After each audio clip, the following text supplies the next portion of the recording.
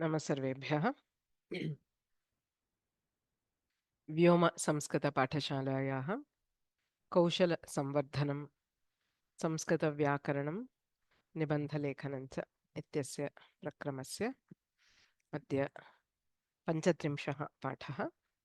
अद्य वयं विसर्गसन्धिप्रकरणस्य अध्ययनं पूरयामः।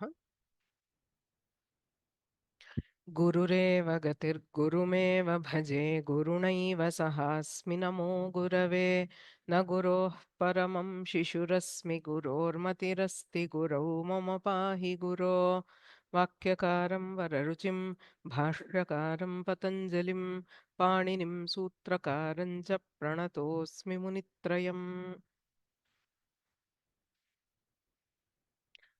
अस्माभिः विसर्गसन्धीनाम् अध्ययनं क्रियमाणमस्ति. So we saw Visarga is derived from Repha. That Repha could be a native Repha in a very few words like Punar, Pratar, Antar, Swar, etc.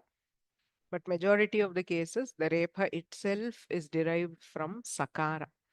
Many Pratyayas have Sakara at the end of it. So when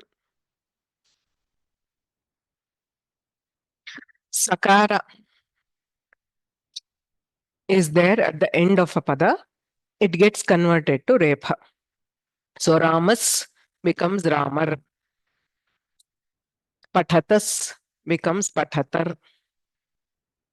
Balais becomes Balair, etc. Okay. So this Repha, when followed by Khar or at Avasana, gets converted to Visarga. So from Repha to Visarga at the end of a word. So any independent word we take, we hear a Visarga at the end of it. Like Ramaha, Pathataha, Balaihi, etc. Also when followed by the Khar letters. So when followed by Khar letters, the process does not stop here. We have to understand this. So we have, say, for example, the Sakara. So the Sakara becomes Repha and the Repha becomes Visarga at Avasana, right? So that is a dead end. It stops at Visarga. There is nothing else which happens because Avasana by definition means the end of the word. That is, there is no letter following. So it will remain as Visarga. Now, if it is the second root, that is Sakara becomes Repha. Now this Repha becomes Visarga when followed by a Khar. Then we have to go one step ahead and see what the Visarga ends up as. It will not stop here. Right. So here, when followed by Khar, one of these things will happen. What is it? Visargasya sakaradeshaha, jihvamuliyah upadmaniyah, lopaha, Visargasya Visargaha. So one of the options is that it is retained as Visarga, but there are many other things. And Visargasya Sattva Shatve Evam Panchadha Tasya Visargasya Parivartanam Bhavitum Arhati.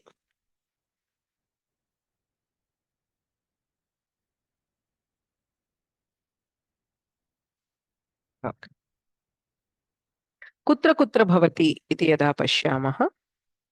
So when followed by Chav vastutah ह्यः केनचित् उक्तं, we can use the pratyahara Chav, that is च छ ट ठ त थ एतेषु परेषु नित्यं सकारादेशः भवति. शरि परे when followed by sh sh s विकल्पेन सकारादेशः भवति. जिह्वामूलीय उपध्मानीयौ कदा भवतः ककारे खकारे वा परे विकल्पेन जिह्वामूलीयः पकारे फकारे वा परे विकल्पेन उपध्मानीयः भवति। लोपः कुत्र भवति? गतवर्गे दृष्टवन्तः शर् प्लस् खर् विसर्गादनन्तरं शर् वर्णः तदनन्तरं खर् वर्णः. So it should be a sanyukta akshara in which sh is the first component and any karkasha vyanjana is the second component. Majority these are sanyukta aksharas of sakara. Sta, stha, spa, ska. Wherever you have sakara with these letters, we see an optional lopa of the visarga. Okay. So wherever there is vikalpena, yatra yatra vikalpena bhavati, tatra pakshe visargaha api bhavati. So in wherever we say there is optional sakara, optional jihvamulya, optional lopa, what happens in the other case is the visarga is retained as visarga. So shari pare vikalpena visargaha bhavati. Ka kha pa pha eteshu pareshu vikalpena visargaha bhavati. Idam smartavyam ekam sthalamasti yatra visargasya visargaha eva bhavati kimapi parivartanam na karaniyam. That's very important because no transformation is allowed. In all other cases, it's an option. So you can either do jihva muliya or retain as visarga, etc. But in this context, khri plus shar, these are again specific sanyukta aksharas, mainly as we saw last class, kha, sa, and sa. So in case of such sanyukta aksharas, visarga is retained as visarga. It does not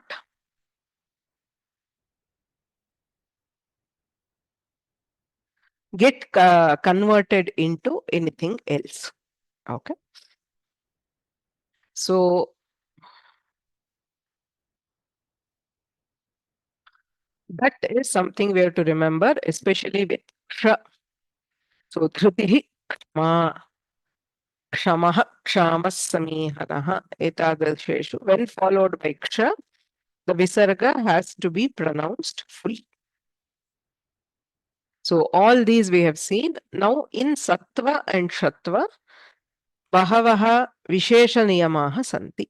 There are multiple instances where sattva and shatva occurs as an apavada to jihvamuliya and upadmaniya. Ka, kha, pa, pha, eteshu pareshu, kadachit. So in specific instances, instead of jihvamuliya and upadmaniya, there is sattva or shatva. Sattva means sakara being the adesha and shatva means shakara being the adesha. Kutra sakaraha bhavati, kutra shakaraha bhavati.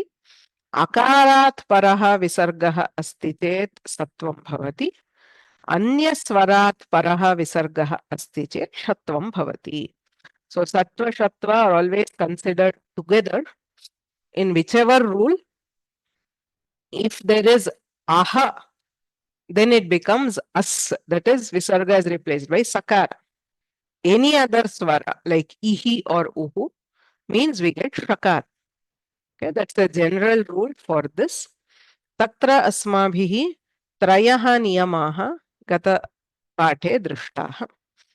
The first one was when followed by these four pratyayas, pasha, kalpa, ka and kamya, tatra nityam sattva shatve bhavataha. So payaha pasham becomes payas pasham, sarpihi pasham becomes sarpish pasham.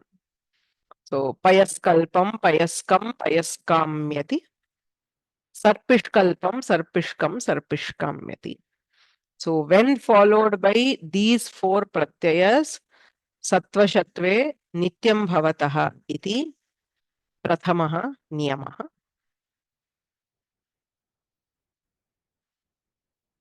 When we have ihi or uhu, which does not belong to a pratyaya. Now, to identify which belongs to pratyaya, which does not, we need some amount of advanced understanding of Paninian grammar. So, at this level, we can just take these 8 words. Etesham ashtanam shabdanam. Nis, nir, dus, dur are upasargas.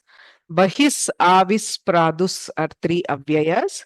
And the word chatur meaning 4. For these, when followed by kakha or papha, instead of jihvamuliya or upadmaniya, we get sattva or shatva. Basically, because it is ihi and uhu, we get shatva. So, dushkritam, nishkritam, pahishkritam, avishkritam, chatushkaroti, or whatever, pradushkritam. Everywhere you get the pahishkaraha, avishkaroti, chatushpanchashat, ityadi. Atrapi nityam sattva-shatve bhavatah. The third case we saw is aha. That is words which end with this as. Right? So the sa becomes ra and then becomes visarga. So we have yashaha, payaha, manaha, vachaha, ayaha, etc. All these words, when they form a samasa, right? So again, anavyayasya, not avyaya. Like for example, you have an avyaya called namas. Namaha is an avyaya. It has aha, but the rule says anavyayasya. So non-avyaya aha in a samasa with these words. Kr, kam, kamsa, kumbha, patra, kusha and karni. There we get sattva compulsorily. So yashas kamaha. Kama is from kamadhatu. Payas kumbha. Ayas kusha. Payas patram ityadi asmabhihi drishtam. So these 3 instances are where we get sattva and shatva. Compulsorily, nityam. Itopi kechana niyamaha santi yatra vikalpena sattva-shatve bhavatah. Ihi or uhu belonging to a pratyaya. So earlier we saw ihi or uhu not belonging to a pratyaya. Whereas here, if it belongs to a pratyaya, then we get optional sattva-shatva. If it is not a pratyaya, that is those 8 words, nis, nir, dus, dur, his, avis, chatur and pradus. Those 8 words, compulsory sattva-shatva. But any other case where the visarga belongs to a pratyaya. Okay. If you take any sakaranta shabdas, sarpis, havis, dhanus, chakshus, ayus. One more clarification. Lot of people keep asking, are these sakaranta shabdas or shakaranta shabdas? Okay. Yatohi shabdamanjaryamapi क्वचित् शकारान्तः शब्दः इति दीयते, क्वचित् सकारान्तः शब्दः इति दीयते. Even in Shabdamanjaris, sometimes in some books they are listed as sakaranta, in some they are listed as shakaranta. So a lot of people keep asking. It's both the same, honestly. I mean, everywhere originally it is always sakara. But sakara gets converted into shakara. So whether we are saying them as sakaranta shabda or shakaranta shabda, it does not make much of a what you call difference. The original is sakara. Okay, so we can stick to them as sakaranta shabdas. Now sakara becomes repha and becomes visarga. So everywhere when there is sakara, that is something that we can, I hope it is clear by now. So sarpihi, havihi, dhanuhu, chakshuhu, ayuhu. Everywhere, if you have the sa becomes ra and ra becomes visarga. Now, this visarga of ihi or uhu gets optional sattva or shatva. Because it is e or u, it is shatva. So, sarpish pibati, sarpish pibati, sarpihi pibati. So, shatvam bhavati chet, you have shakara, right? Sarpish pibati. Since it says optional, when there is no shatva, we get the usual sandhi, which is upadhamaniya. So, sarpih pibati is also correct. Upadhamaniya itself is optional. So, visarga retained as visarga, sarpih pibati is also correct. We get three forms here. The same way, dhanush karoti,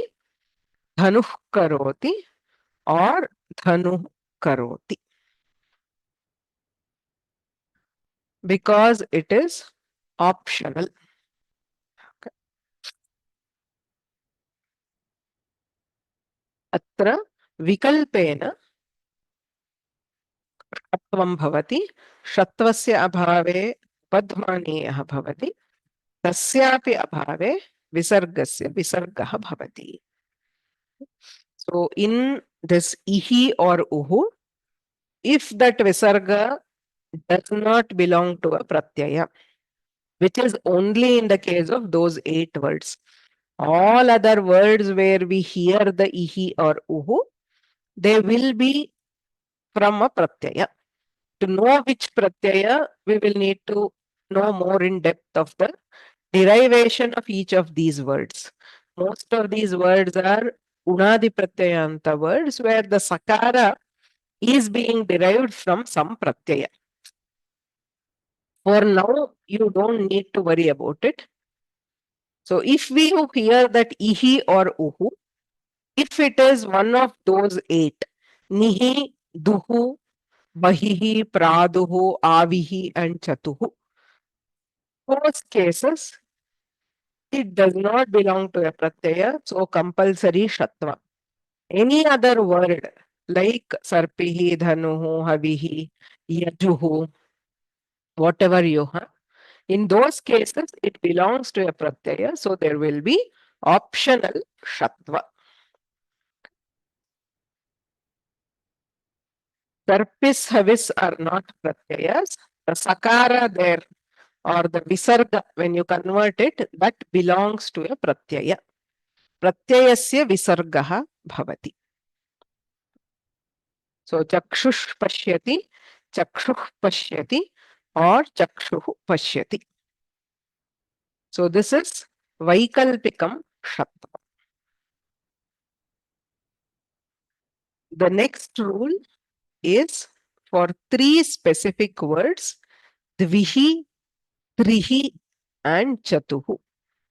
These are used in the sense of twice, thrice, and 4 times. Dvihi means twice.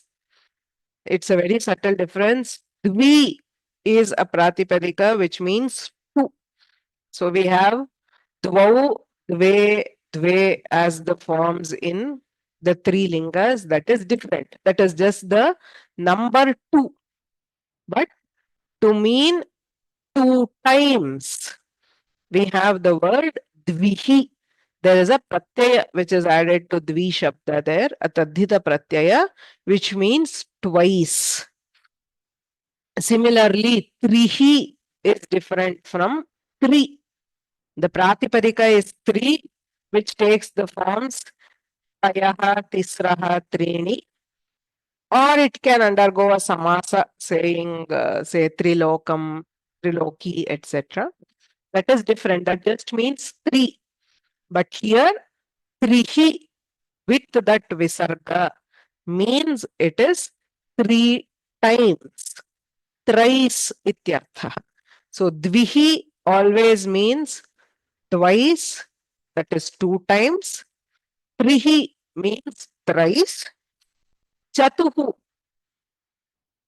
Chatuhu is a bit confusing because the original Pratipadika is Chatur, which becomes Chatuhu. Okay. So Chatur becoming Chatuhu.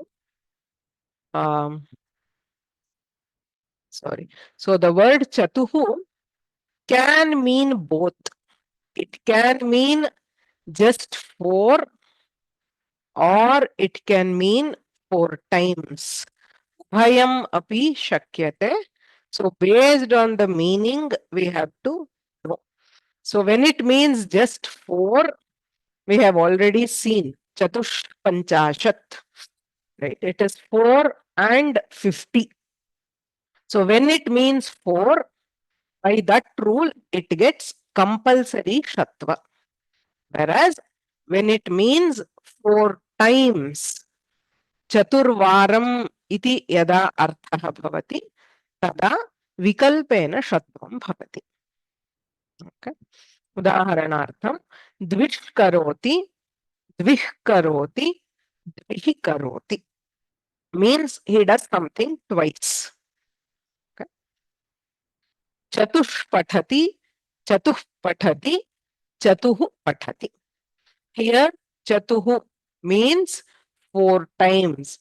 He reads something 4 times.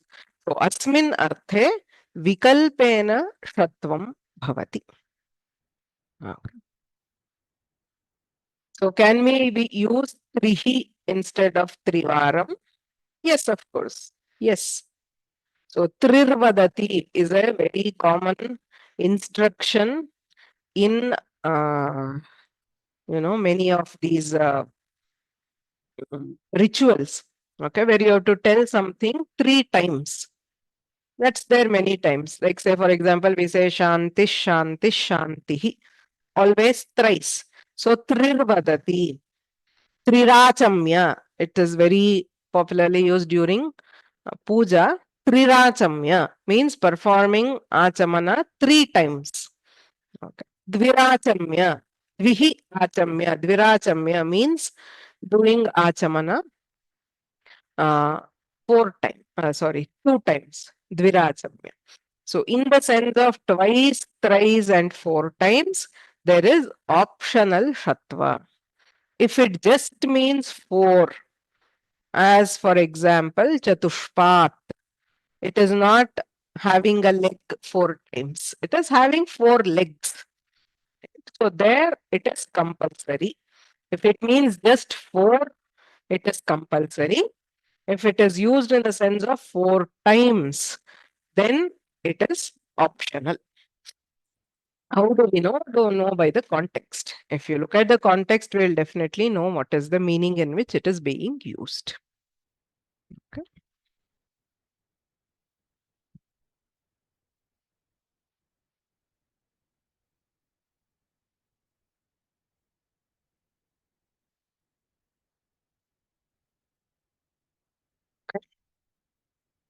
Then the last one, another rule for optional tattva.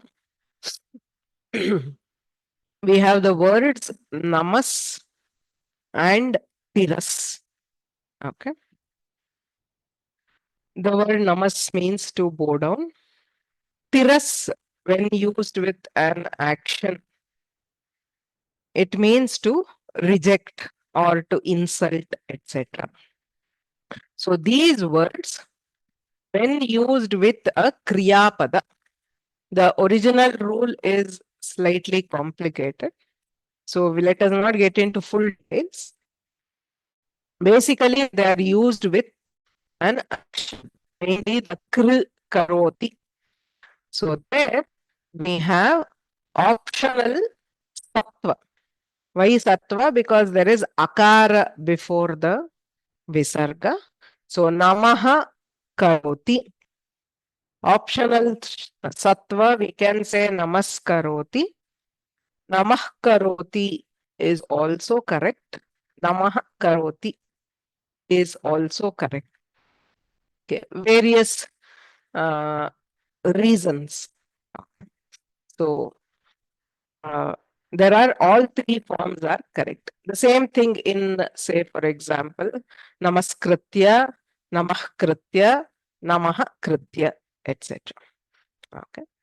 So this depends on a gati samya. So if there are people who have learnt the sutras, the gati samya is optional and therefore we get optional sattva. That is the understanding. But basically all three forms are correct. Similarly with tiras, tiras karoti, tirah karoti, tirah karoti. Namaskritya, namah-kritya, namah. Actually in kritya, it's a bit...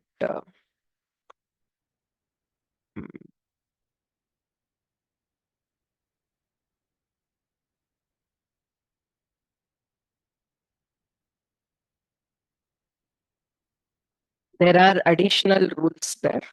So, but for namaskaroti, we can use all three. There is another similar word called puras, where it is compulsory. Puraskara. Puraskara is the opposite of tiraskara. Tiraskara is to reject, whereas puraskara is to praise or award somebody or to give them the leadership. Puraskaroti, puraskara. So for puraskara, it is compulsory.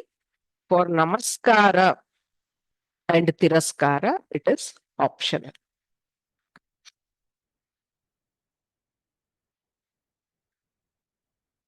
So after this, there is one more rule. So actually, if we look at the Ashtadhyayi, there are about 20 different rules in which Panini lists out all the cases in which we get sattva, shatva. Finally, he puts one miscellaneous group of words, okay, where it is difficult to define a rule as such. He just says these words get sattva or shatva as applicable. So, kaskadigane pathitaha shabdaha, words which have been listed in this particular list of words.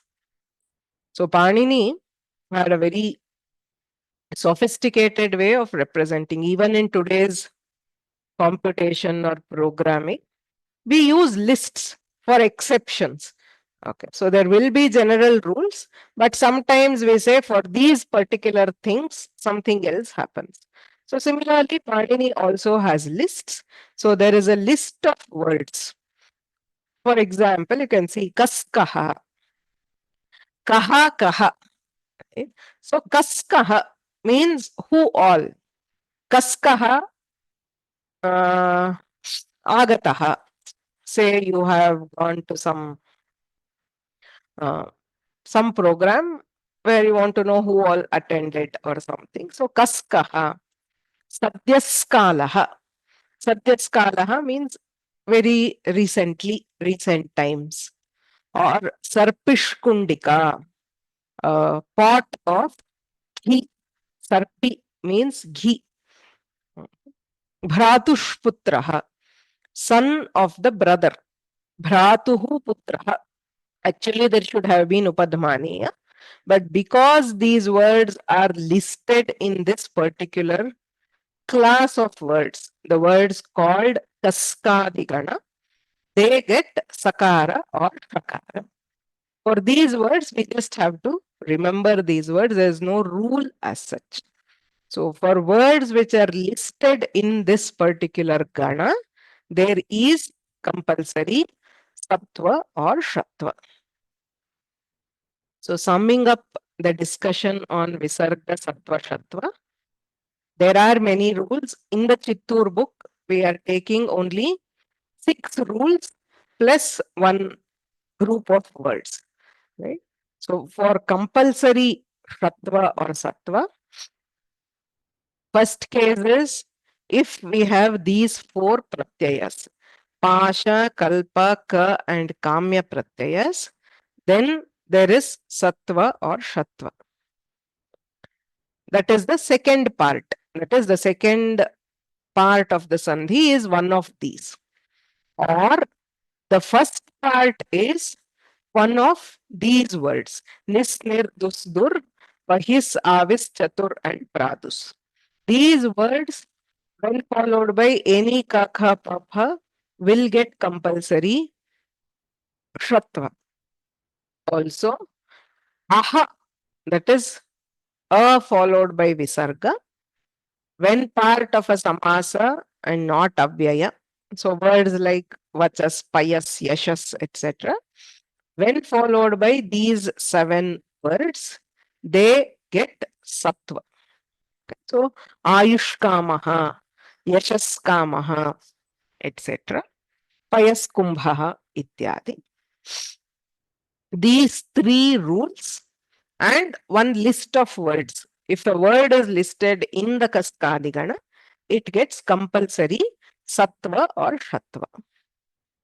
When we come to the optional rules, the first one is or us, which belongs to the pratyaya.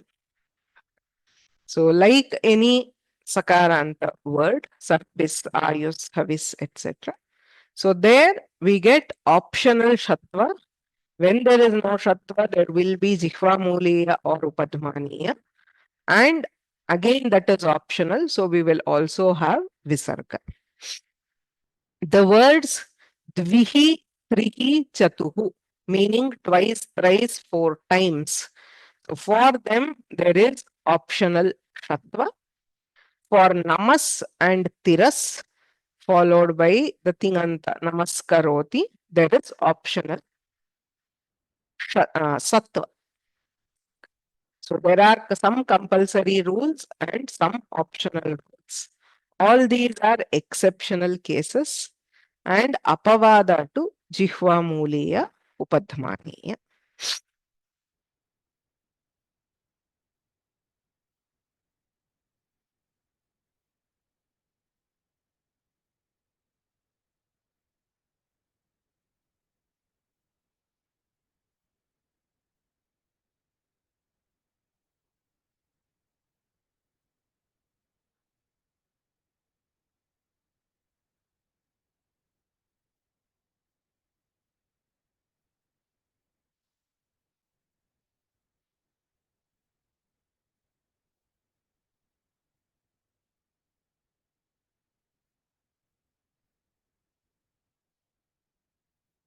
Okay. Now there is one last rule in Visargasandhis. This is a very, very special rule. So there is the word called nrun. Nrun is dvitiya vibhakti bahuvachana of the shabda nr. नृ इति ऋकारान्त शब्दः अस्ति. यथा पितृ शब्दः, पिता पितरौ पितरः.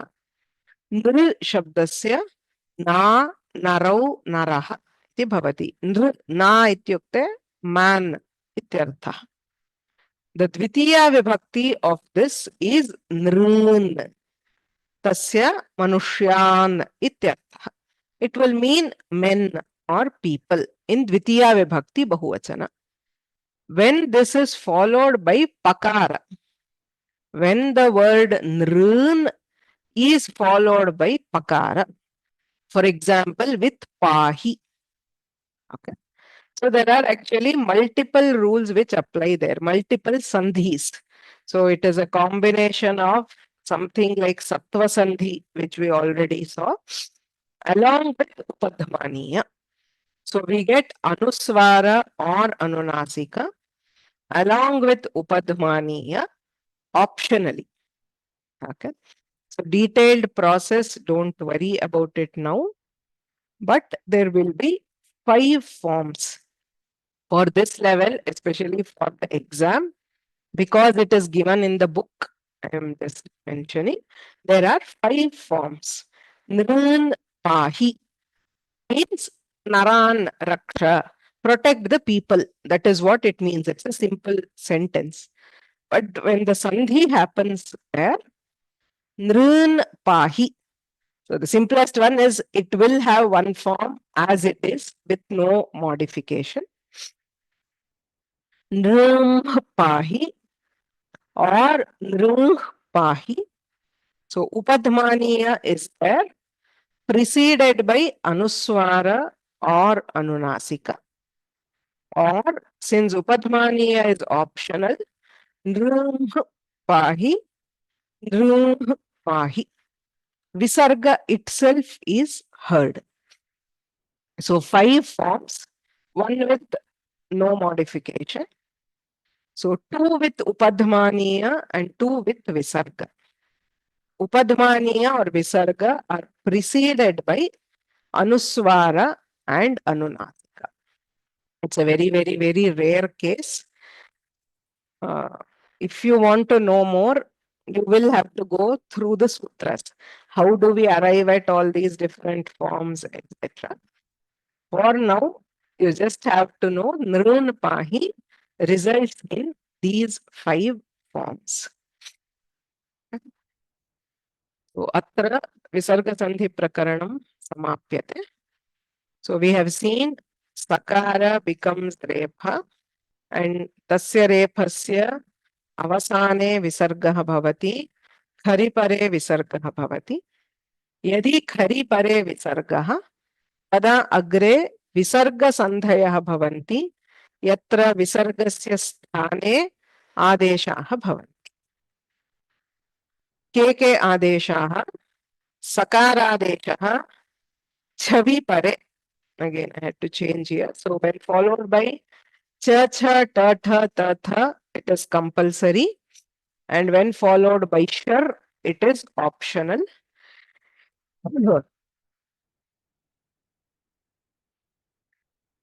Jihvamuleyaha upadmaneyaha. Normally, they are all optional. A special case, nrun, the word nrun when followed by pakara, there is optional upadhmaniya combined with some other sandhis. Shar tatha khar. So, stha, ramasthata ityadishu vikalpena lopaha bhavati. Visargasya visargaha when followed by kha, sa, sa. Such sanyuktaksharas, compulsorily visarga is retained as visarga. In other cases, wherever there is an optional modification, one of the forms will be visarga retained as visarga. Sattva shatvayoh vishaye, there are multiple rules. Some of them are compulsory and some of them are optional. So put together, this covers the generation of Visarga and the modifications of Visarga. So the modifications of Visarga, when followed by the Khar letters, are termed as Visargasandhi. In the next section, we will study what happens in this path when it is not Khar or Avasana. What happens to this rep? Okay. So when followed by Swara or when followed by Mridu Vyanjanas, Tatra Kim Kim Bhavati iti Sandhi Prakarane Vayam Patishyamah. Okay. So we will stop here for today. So please practice the Visarga Sandhis well. We will give the worksheet and the quiz. Please go through. And if you have any questions, I can answer.